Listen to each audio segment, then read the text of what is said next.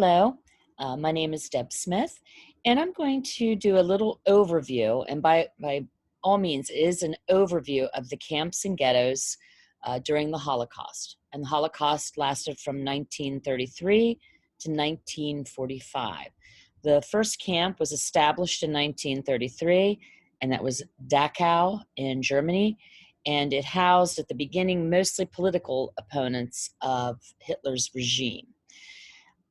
I can definitely go more in depth on any topic. So if you have questions, please feel free to send me an email, and I'd be more than happy to answer it. So here we have the Warsaw Ghetto, which was one of the largest ghettos during the Holocaust, and it was established in October 12th, 1940, Warsaw being located in Poland. And I'm going to show you this video. There is no sound on it. And while you're watching it, just think to yourself, what are 3 things that I see in this video?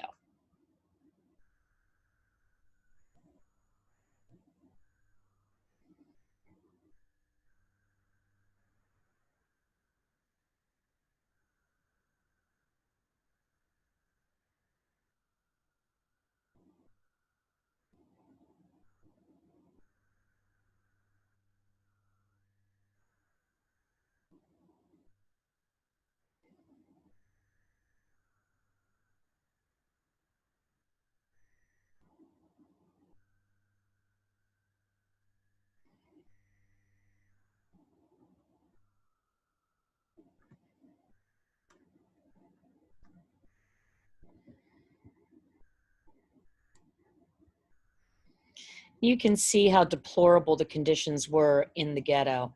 The living conditions, you saw the housing, overcrowding, very little food.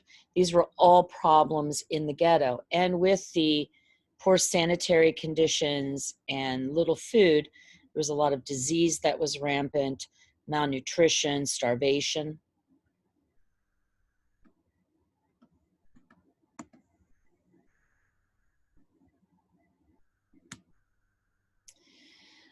The Nazis sealed the Warsaw Ghetto in mid-November 1940. The Germans induced overcrowding and food shortages, which led to the high death rate. Almost 30% of the population of Warsaw was packed into 2.4% of the city's area. The food ration for Jews in the ghetto was 181 calories a day. Now think of that, 181 calories a day. There were at least 7 people per room. By August 1941, more than 5,000 people a month died due to starvation and disease. And if you look deeper into the Holocaust, you will see quite a few pictures of children on the streets. You'll see dead bodies on the streets. There were many orphans because parents would die. This is a memorial, and I had the privilege to travel to Germany and Poland and visit some Holocaust sites. And this is a gentleman that I would say is my own personal hero of the Holocaust, and his name is Janusz Korczak. And this is a memorial to him in one of the Jewish cemeteries. And you notice he's holding a child, and there are other children behind him. Korczak, before the war even began, was a leading educator. He had a radio program. He had written books. He was in charge of an orphanage, but he was very popular in Poland. But of course, he was Jewish. So when the war broke out, he had to be in the Warsaw Ghetto.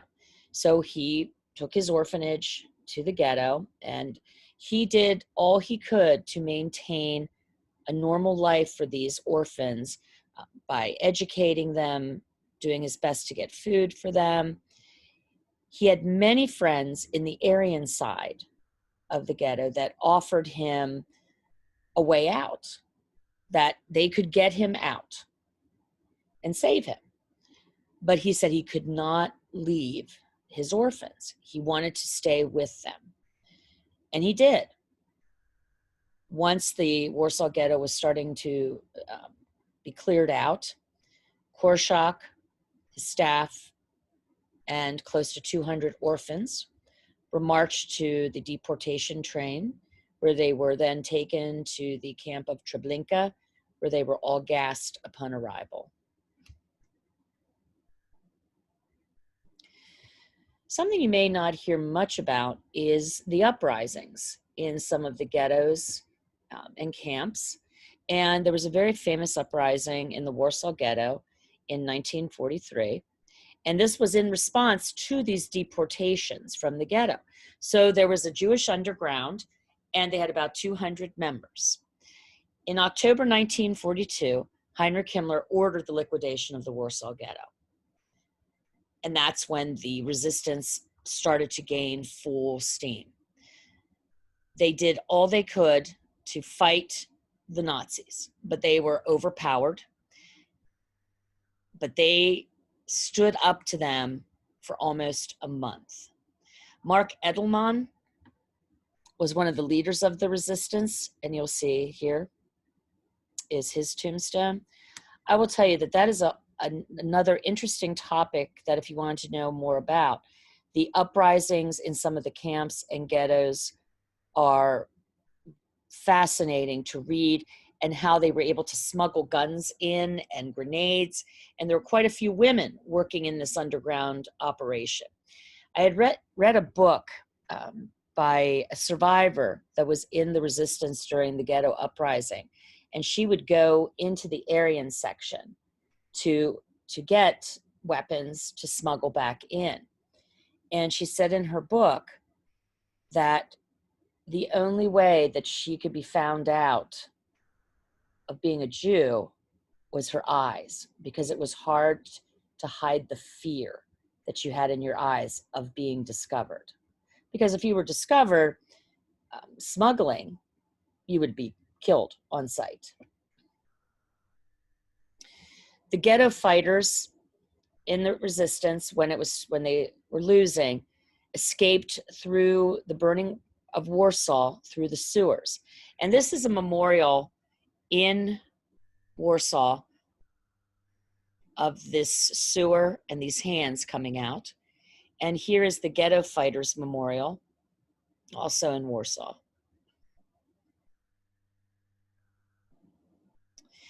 Now, ghetto was not a new term that the Nazis came up with.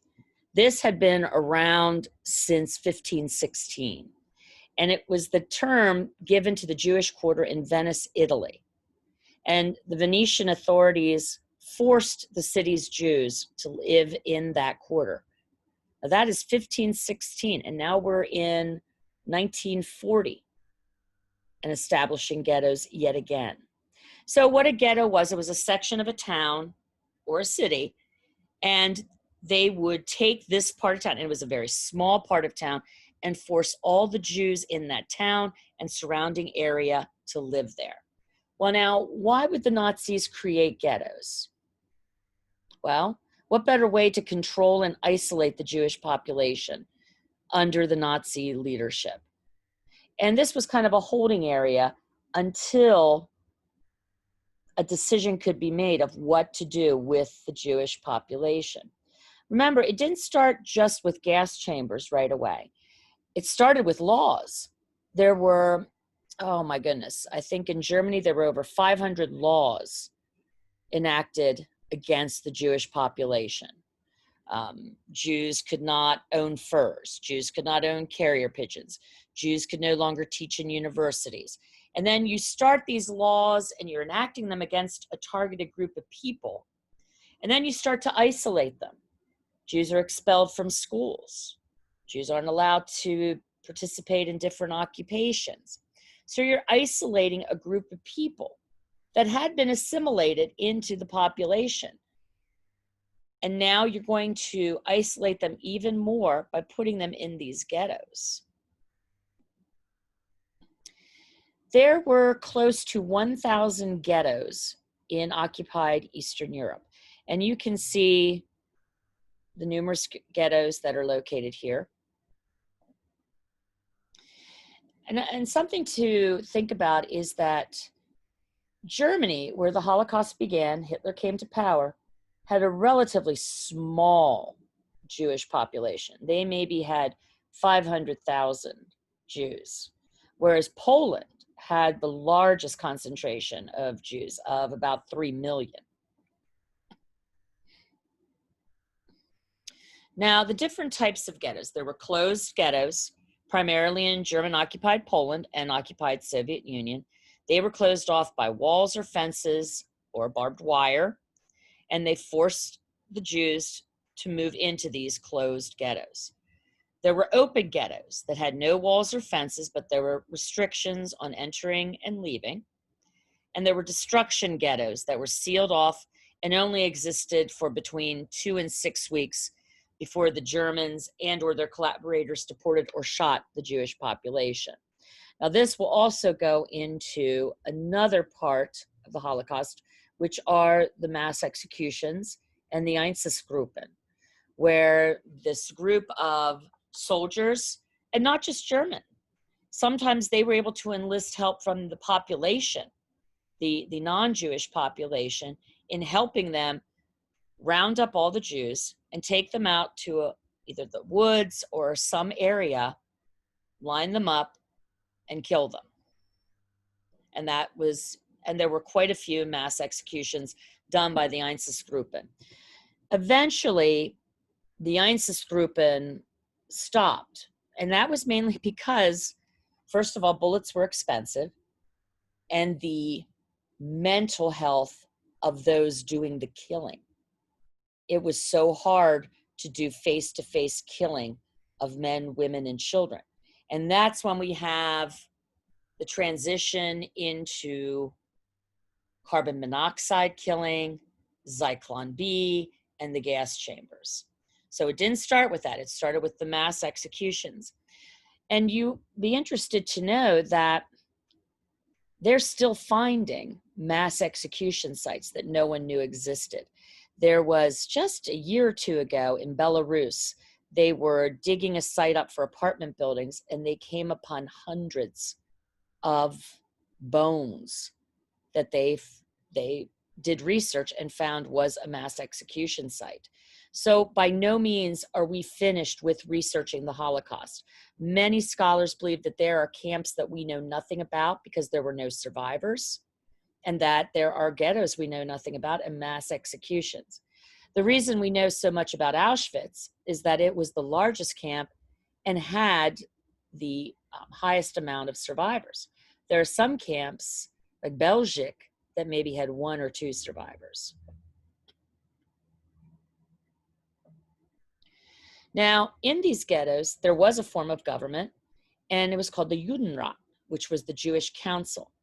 And that was set up within each ghetto. Their responsibility was to implement the Nazi policies regarding the Jews. So they're in a horrible position. They want to help their fellow Jews, but they have to carry out the orders of the Nazis. And if they don't, they will be killed. The toughest part was that the Nazis would put it upon the Judenrat to come up with deportation lists. So this Jewish council had to decide who would be deported. There was one ghetto where the Nazis wanted all the children, and the head of the Judenrat made a speech asking for everyone in the ghetto to give them their children. So being part of the Judenrat was an awful, awful position. Of course, we're familiar with the Jewish badges and armbands, and that happened following the German invasion of Poland in 1939. And they imposed Jewish badges in certain Polish towns. On September 1st, 1941, Reinhard Heydrich, who was one of the highest-ranking Nazi officials, was a rabid anti-Semite and was assassinated in 1942. He decreed that all Jews in the Reich 6 years of age or older were to wear a badge which consisted of a yellow Star of David on a black field to be worn on the chest with the word Jew inscribed inside the star. in German or the local language. And most times they had to have the star in the front and the back, and the Jews had to make them themselves. So here again, you're stripping away at the humanity of a group of people.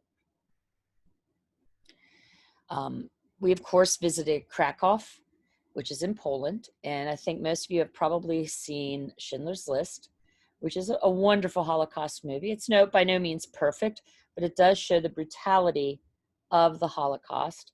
Oskar Schindler, of course, was a profiteer that ended up saving over 1,000 Jews, which was his list. But he was a profiteer. And the factory that they worked at is still there, that you can tour it.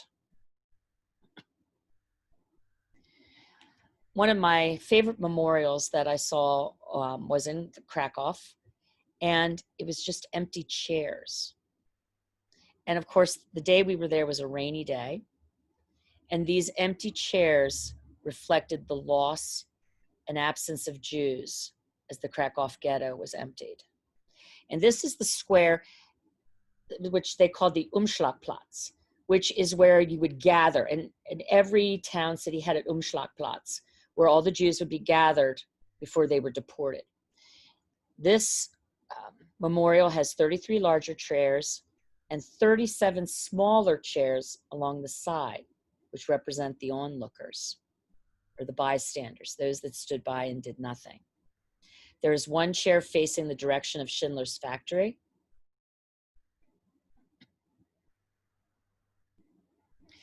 And an interesting story of a Dr. Pankowitz. He was the only non-Jewish person that had a business inside the ghetto. He had a pharmacy. But the Nazis didn't know how much of a service he was performing. So what he would do, in addition to medical care to ease the suffering, he provided tranquilizers to help Jewish children sleep through Gestapo raids. He also provided Jews with hair dye needed to change their appearance and help get them out of the ghetto. And his store also served as a meeting place for other resistors and a cover for Jews trying to escape. He has been honored by Yad Vashem, which is the Holocaust museum located in Israel.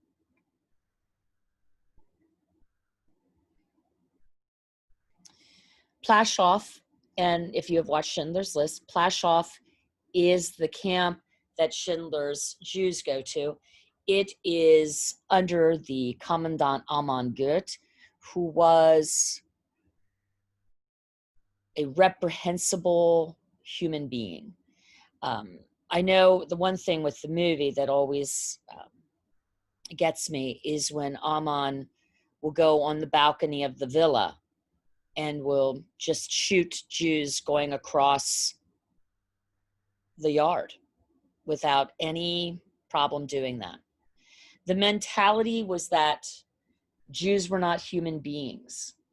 How you get to that point as a person, that you can look at another person and can't acknowledge that they are a human being, I don't know. I don't know when you cross that threshold, which would be a great, that's why I wish this was in person, because this would be a great topic of discussion. But he was, and it is true, he was ruthless, and he was not the only commandant that was ruthless. I remember reading, Rudolf Höss was the commandant of Auschwitz, and in reading some writings done by his wife, she said it was the best time of their life. They loved it there at Auschwitz. Now this is a memorial at Plaszow, and it has, in memory of those murdered, whose final scream of anguish is the silence of this Plaszow graveyard. And when I went to the different camps, you felt like you were in a graveyard, that people were still there under the ground somewhere, that all these souls were crying out for justice. And the sad part is, even in this day and age, we still see that anti-Semitism and Holocaust denial are on the rise. I'm not sure how you can deny when there is so much documentation, and especially done by the Nazis, The Nazis were impeccable record keepers and documentarians. There are many photo albums. There is an album called the Auschwitz album, which is a great resource that one of the Nazi soldiers took pictures of the Jews that were deported, where they came in, when they went to the gas chamber. And of course, this is part of an album. Resistance came in many forms. Sometimes we think of resistance as guns and fighting, but resistance could come in smuggling food and medicine, intelligence. And smugglers could be executed for this. And a lot of times it was small children that were smugglers because they were small enough to get through any opening within the gate. Cultural activities, which is something that I find interesting, how music and art and theater, poetry still thrived. And I think it was because it was that still a connection to humanity. They still had religious activities. They did school. They did have armed resistance. So resistance can come in many forms. There are many stories of Jews that worked in factories that purposely, if they were making boots, didn't make the boots too tight, that if a soldier put it on, they would wear out very quickly. That's a form of resistance. One of my favorite books, and The Diary of Anne Frank, has been read in schools across the world, but there are also other diary entries. There are adult diary entries if you're ever interested in knowing some of my recommendations. But this is a book I've used when I was teaching called Salvage Pages by Alexandra Zapruder. And it is a collection of different diaries done by teenagers. So I'm going to play two of them.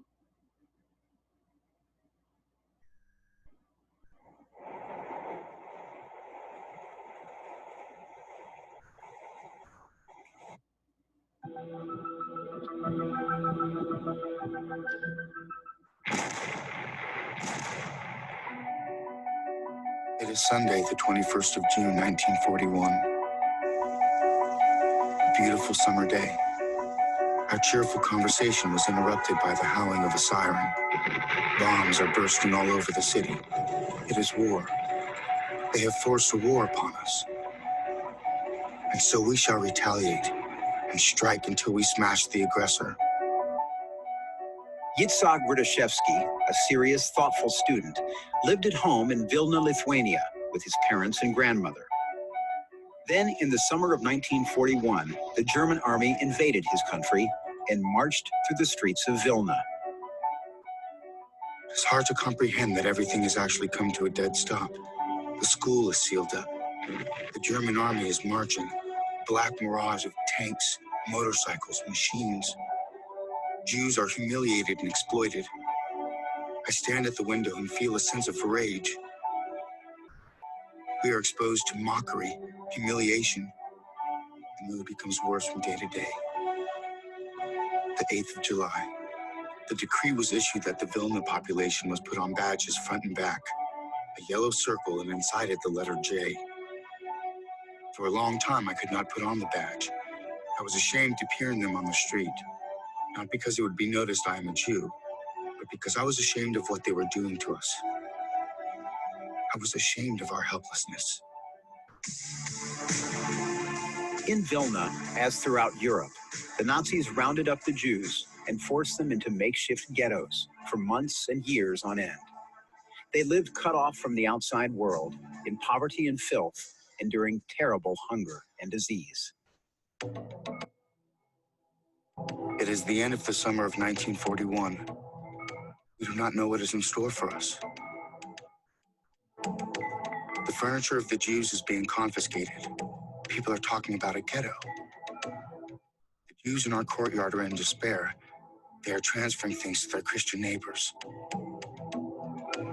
It is the 6th of September. The streets are turbulent. A ghetto is being created for the Vilna Jews. People are packing in the house. I see how we're being uprooted overnight from our home. I see things scattered that were dear to me. The street streamed with Jews carrying bundles, picture of the Middle Ages. I walk burdened and irritated. The Lithuanians drive us on, do not let us rest. I think of nothing. Not what I'm losing, not what I've just lost, not what is in store for me. Here is the ghetto gate. I feel that I've been robbed. My freedom is being robbed from me. My home. We settle down in our place. I think it's interesting. If you notice, you talked about the Lithuanians pushed them on. There was anti-Semitism in every country. So when the Nazis came in, they had no trouble finding people in that town or area to help them with rounding up the Jews. I'm going to show you, this one is a diary entry that I find particularly moving.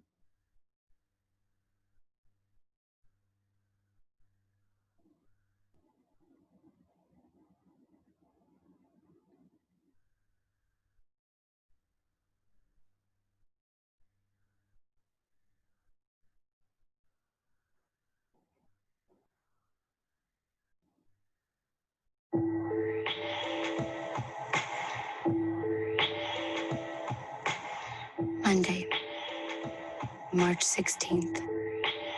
Hundreds of Jews may die for one word the Germans don't like.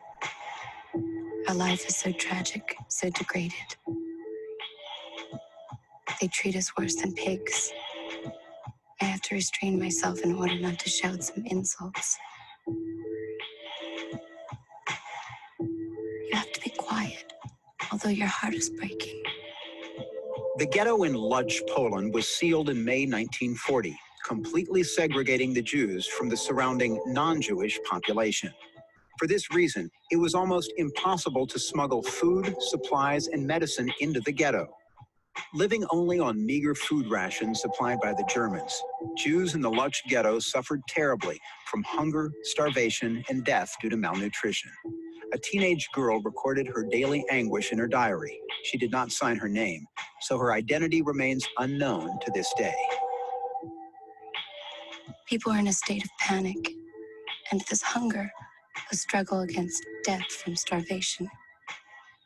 Life is terrible. Living conditions are abominable, and there's no food. Friday, February 24th, 1942.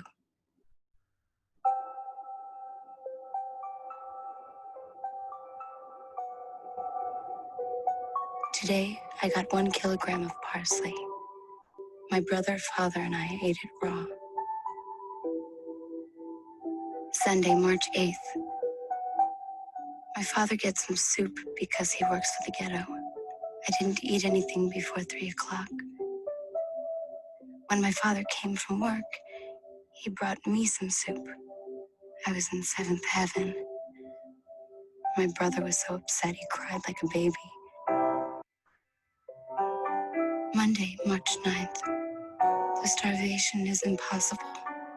It gives me a headache I can hardly see. The emptiness haunts the apartment. There isn't even a single crumb there. Tuesday, March 10th. In the morning, I want my father to leave as soon as possible. Then I jump from the bed and consume all the bread my mom has left from me the entire day. My God, what has happened to me? I don't know how to restrain myself. Then I starve all day. Wednesday, March 11th. Today I had a fight with my father. It happened because yesterday I weighed 20 decagrams of noodles and then sneaked a spoonful. When my father came back, he immediately noticed that some noodles were missing. My father started yelling at me, and he was right. I became very upset and cursed my father. What have I done? I regret it so much, but it can't be undone. My father is not going to forgive me. We would be a happy family if I didn't fight with everybody. All of the fights are started by me. I would like to be different, but I don't have a strong enough will. There's nobody I could talk to. God, show me what is right. Friday, March 13th. My father told me to come to his workshop and get some soup. After all, a father is always a father.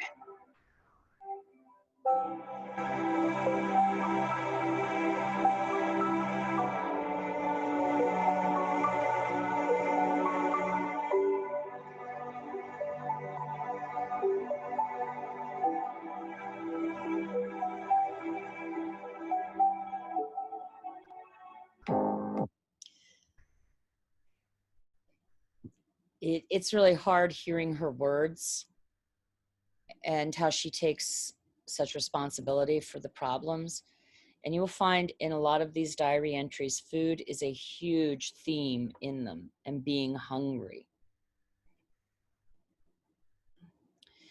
Now, the final solution, that's the plan to murder all European Jews. And there were many plans knocked about. There was a plan of moving all the Jews to Madagascar. And they thought that's not feasible. So beginning of late 1941, the Germans started to liquidate the ghettos. The ghetto residents were either shot into mass graves or deported. In August 1944, German SS and police completed the destruction of the last major ghetto located in Lodz. The final solution was a meeting at the Wannsee Villa, January 20th, 1942. The meeting was led by Reinhard Heydrich, and there were 15 high-ranking Nazi Party and German government officials. At this meeting, there was discussion and coordination of the final solution of the Jewish question. What do we do with Europe's remaining Jews? This is the Wannsee Villa as it is today. And you can see the setting. Now, of course, in January, it would have been winter, but you can see how beautiful it is. The grounds, flowers, gardens on the waterfront. Such a beautiful setting for such an evil plan. There is a fabulous movie called Conspiracy, which is about this meeting. And it is very well done in the way that you have all these Nazi officials sitting around coldly discussing the annihilation of a group of people. Keep in mind, these are people, but in their mind, Jews were not anymore. They were not human beings.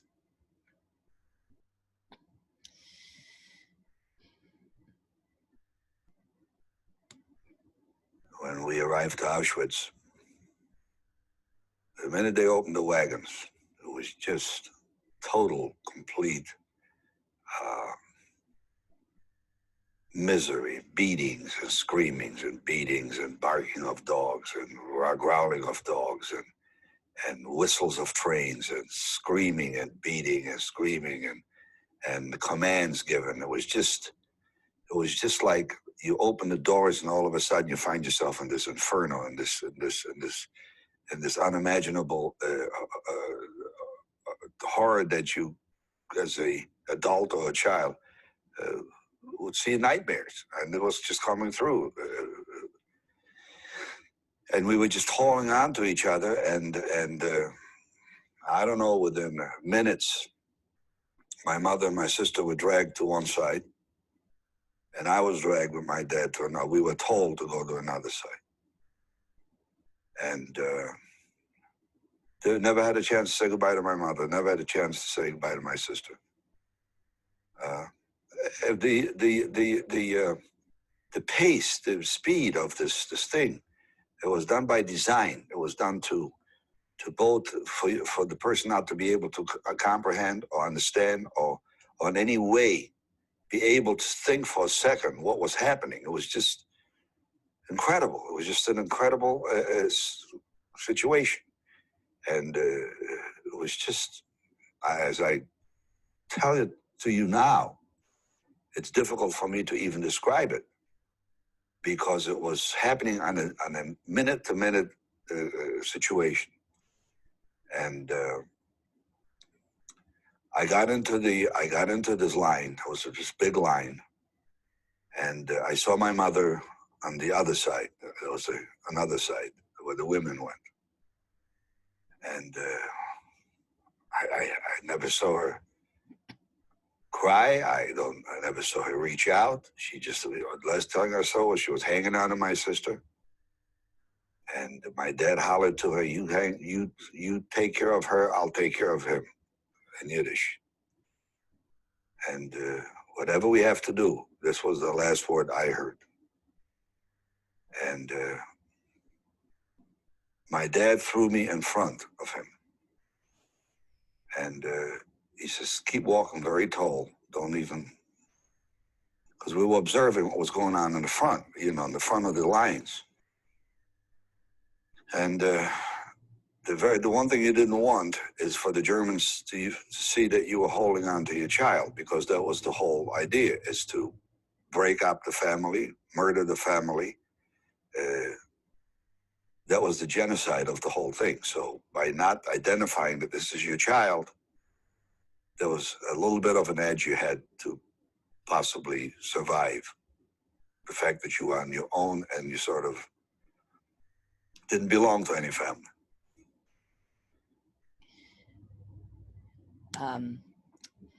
Just think about what he said about his arrival, about being in the line. And of course, the Nazis wanted also people that could work. That's why you will see a lot of the elderly, small children are going to be murdered immediately in the gas chambers because they are of no use to the labor force.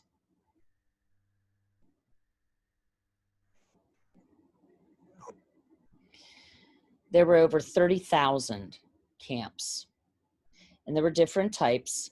There are the concentration camps, forced labor camps, transit camps, prisoner of war camps, and the killing centers. And I want to make this clear. People died at every camp. There were 6 main killing centers that their main function was to murder Jews and other groups such as the Roma, the Soviet POWs, homosexuals. And of course, if we want to look at the mentally and physically handicapped, we'd have to go back to the T4 program. But there were 6 killing centers: Auschwitz-Birkenau, Belzec, Hanover, Sobibor, Treblinka, and Majdanek. These camps were built to murder.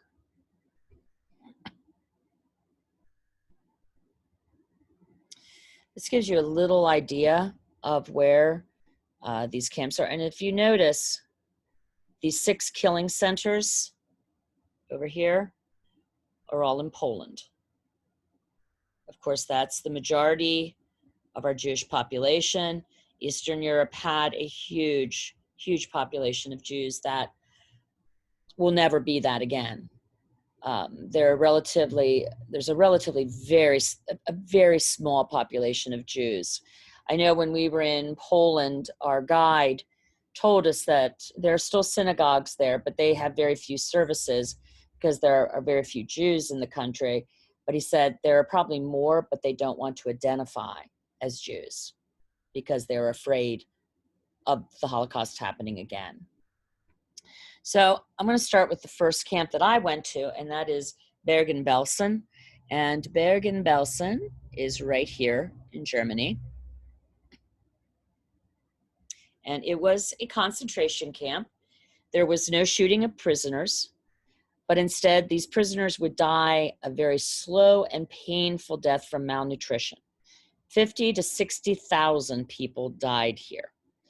Bergen-Belsen was liberated by the British in 1945, and then the camp was burned. And the reason it was burned was because there was an epidemic of typhus. So when you go there, there are very few, if any, structures, And what they give you, at least when I went, they gave you an iPad and they know where every structure was. So as you would walk, it will show you what was there and give you a little bit of information on the building that was located there. Anne Frank and her sister both died at Bergen-Belsen. And it is the custom to put a stone on a tombstone. There are at least 14 mass graves with over 23,000 victims. So what they would do is when they came and they liberated, they just buried thousands of victims in these mass graves. So you will see here is a mass grave with 2,500 people in it. So when we saw the last slide, which had a tombstone for Margot and Anne Frank, their bodies are not there. They are probably in one of these mass graves.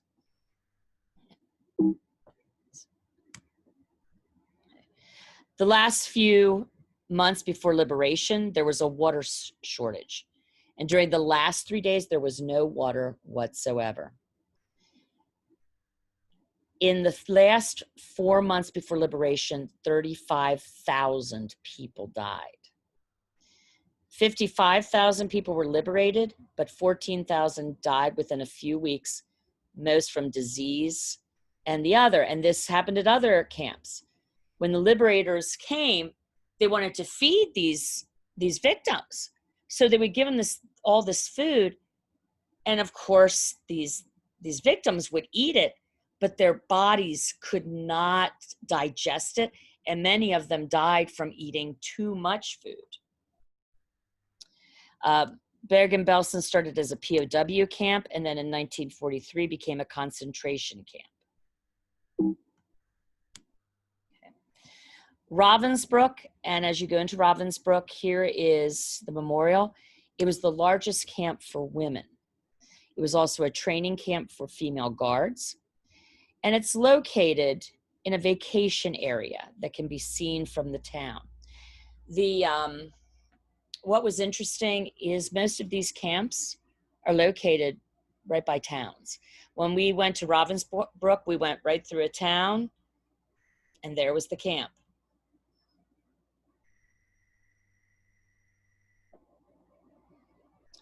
The gas chambers were built here in 1945, which is right at the end of the war. Prior to this, prisoners were often taken to other camps to be gassed, shot, or killed by lethal injection. Women were often sterilized here, especially the Roma, the gypsies.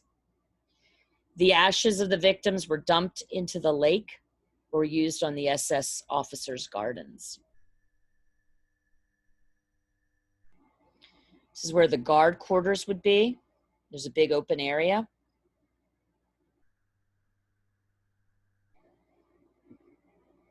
This is where the commandant would live.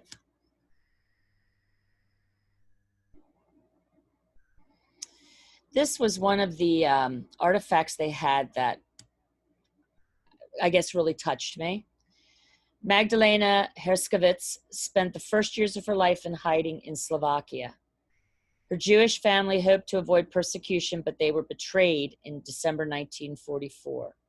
The 3-year-old arrived at Ravensbruck with her mother and sister. She died on March 8th, 1945. Her sister Ava donated the hat to the memorial in 2007. The Holocaust is so hard to process, but when you think of these small children, you just, I don't know, it's just hard to fathom their death, the loss of this life, this expectation.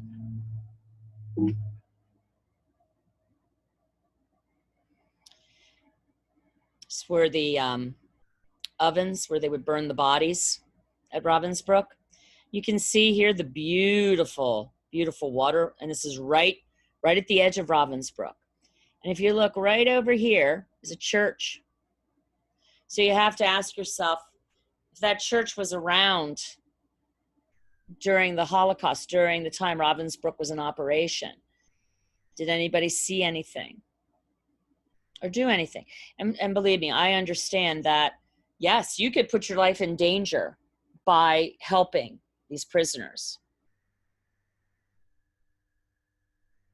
But I think early on when these laws were enacted, why didn't more people speak up that, well, why can't Jews be teachers? Why can't they go to school? But because the government said it's a government sanctioned genocide, they went along with that. This is still Ravensbruck, one of the gardens where ashes were used as a type of fertilizer.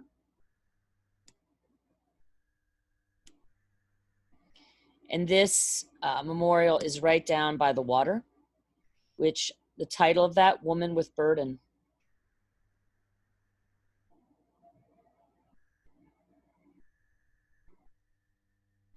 Sachsenhausen, also in Germany.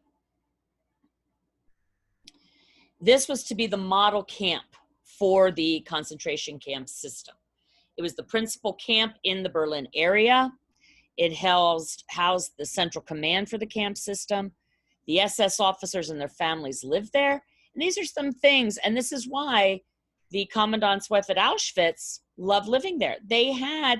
And Auschwitz had the same type of amenities. But at Sachsenhausen, there was a movie theater, a mess hall, and a zoo for these SS officers and their families. There was a shoe test track made of different terrain, and they would make prisoners just walk and run in heat and cold to test boots. There was an execution trench where they would take people and kill them. There was a brickworks on the grounds, and those chosen to work there had 6 to 8 week survival rate. You will see on the gate, Arbeit macht frei, work makes free, which you will see on the camps. Prisoners were only allowed to use the water closets and urinals in the mornings and evenings after roll call, occasionally during the midday. Sick, weakened, or older inmates who would fall down were many times trampled by others and remained on the floor covered in excrement. The SS would often torment and torture them. Prisoners who were unable to work had to stand without moving a muscle all day long in this unaired space. Some inmates were drowned by SS men in the water closets. The inhumanity is overwhelming. I don't even know how to describe it. I'm a person just reading, visiting, meeting survivors, and I cannot fathom it.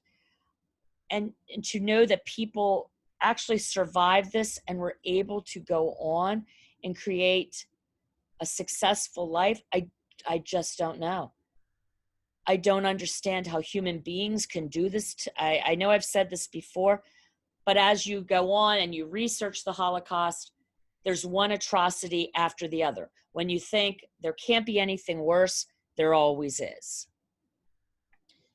This is the concrete roller. They would make prisoners pull it. Some of these weighed as much as 6,000 pounds. It was a way of torture. See outside of Sachsenhausen.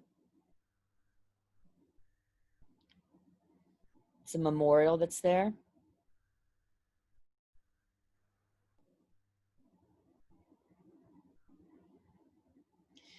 Some of the barracks were burned, or actually some of them, residents in the neighboring towns came and dismantled them and took some of the supplies for their own homes. So you'll see where they have Barrack 14. And fortunately, there were enough survivors that could map out and enough scholars that could do archaeological excavation that could see where these barracks were located. Okay. This was the execution pit that I discussed in the earlier slide. This is called the measuring stick. What they did is they took one of the, I think it was a stable, and they made it into what looked like an infirmary or a doctor's office. And they would have prisoners come in and wait, and they would take them in one at a time to this doctor's office, and they would have this measuring stick on the wall, and the prisoner would stand against the stick. Little did he know that in the room behind that was a soldier with a gun aimed at the back of his head, and they would kill the prisoner that was standing at the measuring stick.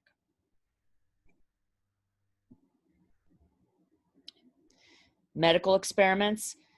We most know about the experiments at Auschwitz with Dr. Mengele and his experiments on twins, but there were experiments performed at many camps. Here we have Auschwitz-Birkenau, Arbeit macht frei, work makes free. I'm always particularly interested in the music in the camps. There was a men's orchestra, and there was also a women's orchestra at the women's camp. Their main function was to play as prisoners went out to work and as they came back in. When deportations came in, they also were entertainment for the SS guards and visiting Nazi officials. Why would they play when the transports came in? Well, to kind of create a semblance that everything's going to be okay, so there's not so much chaos. 1.1 million Jews were deported to Auschwitz-Birkenau.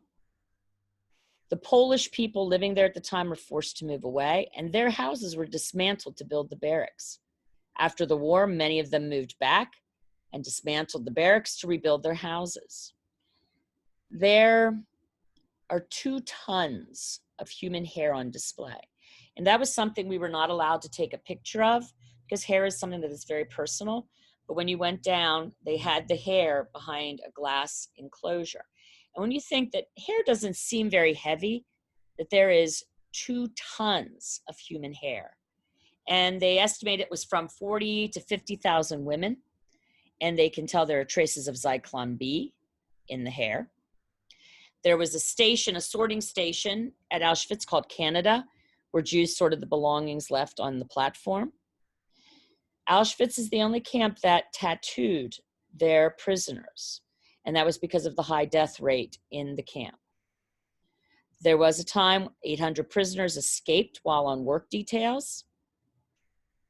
The village that was rebuilt near Birkenau was paid for with the gold and jewels that were dug out of the ashes by the locals. So there was a lot of grave robbing following the end of the war. At its height, Birkenau had 90,000 prisoners housed in only 300 barracks.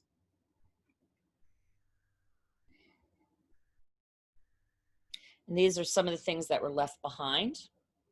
And it's good to note that there are 3 main camps of Auschwitz, and there are also several sub-camps. So when you go to Auschwitz, you will be surprised how large. Now, you can visit Auschwitz-Birkenau, but the third one you cannot visit. So here you have prosthetic limbs, cups, shoes. There are shoes everywhere. Every camp has shoes. If you go to the Holocaust Museum in DC, that is such a moving sight when you're going down and you have the shoes on both sides of you. This is a picture of Auschwitz I.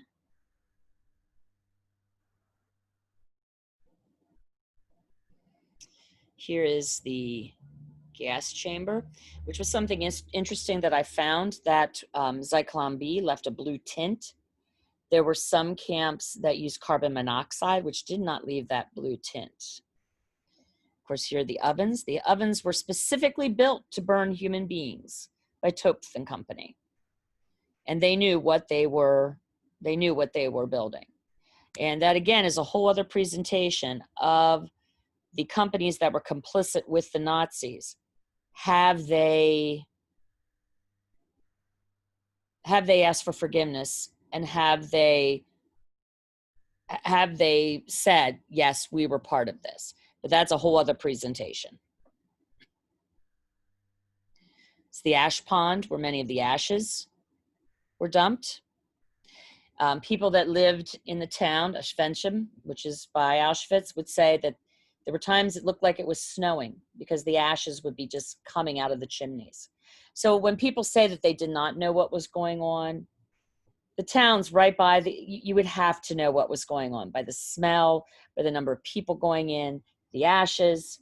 And you will see these markers to the memory of the men, women, and children who fell victim to the Nazi genocide. Here lie their ashes. May their souls rest in peace.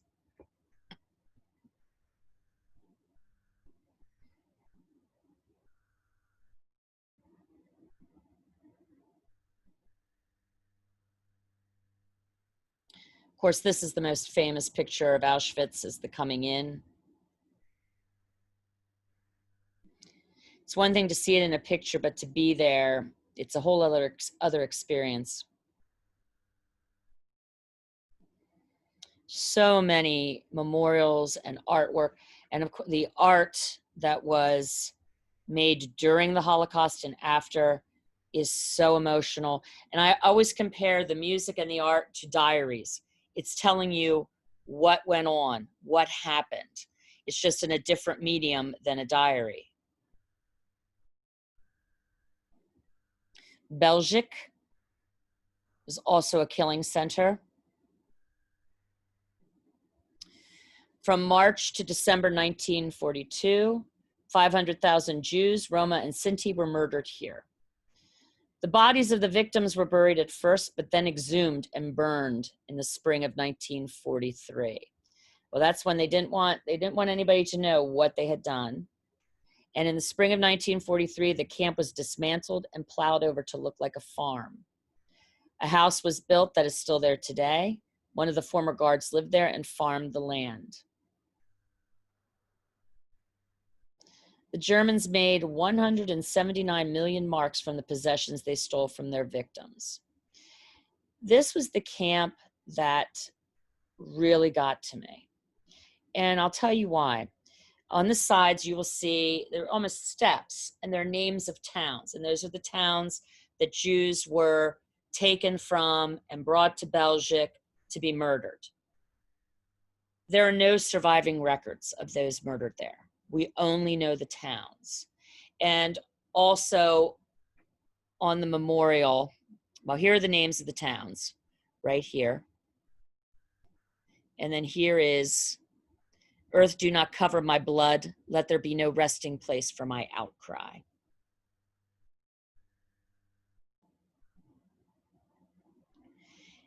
This was a tube. When the prisoners got there, they had to run through this tube. You can see the trees growing amidst this, what looks like rubble and charred earth. Here, they have, as part of the memorial, the most common first names of Jews living in that part of the world. So we do not know who these people were. We just know their town. And that, the idea that there are families and communities that have been annihilated with no one to remember who they were, really, really weighs on my heart. This is Madonic, in operation from 1941 to July 1944. 95,000 to 130,000 people were murdered here. The first Jews arrived from Lublin in 1941, and in 1942, the gas chambers were built. The largest single location massacre happened here, and it was called the Harvest Festival. 18,000 Jews were shot just outside the fence of the camp near the crematorium. And the reason that happened was because there was an uprising at the Camp Sobibor. The Germans sold human hair from the prisoners here. 2 to 4 pounds of hair were worth 1 German mark. Shoes and clothes were taken from prisoners. They were cleaned and sent to Germany to be resold. And in those cages are shoes.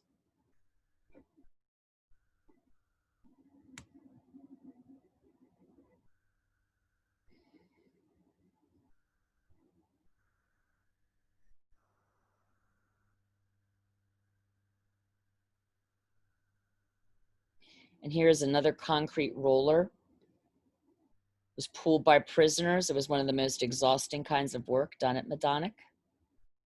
See the barracks.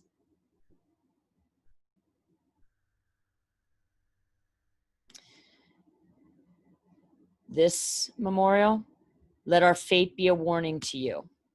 Underneath the dome are the ashes of some of those murdered at Majdanek.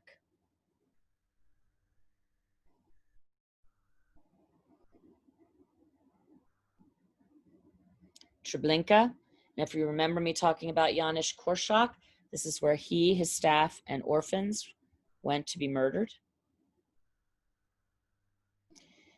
There were 700,000 to 900,000 Jews murdered here. Most of the victims came from Poland, especially Warsaw. At first, there were 3 small gas chambers, and then 10 more were added. Carbon monoxide was used in these chambers, not Zyklon B. The bodies of the victims were buried for the first 2 months and then burned out in the open on what they called the grill.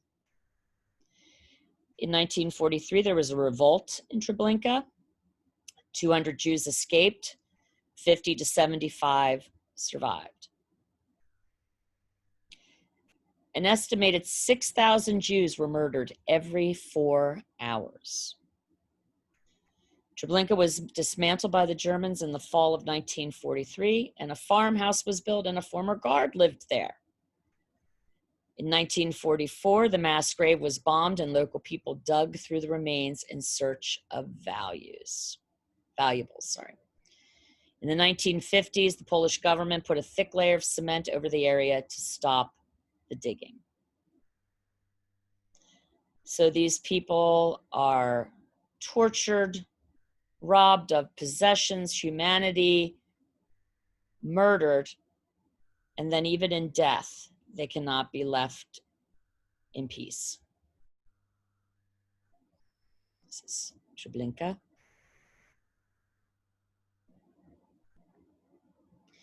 And these jagged stones have the names of towns on them. There is only one stone that has a name on it. It is the only stone at Treblinka that has a name. And that name is Janusz Korczak.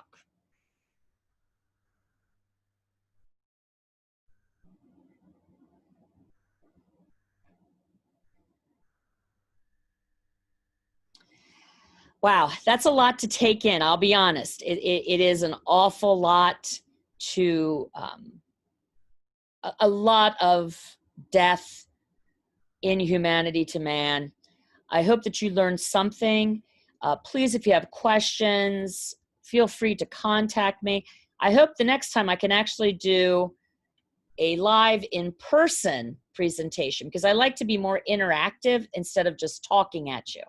So thank you very much for joining me today, and I'll see you again.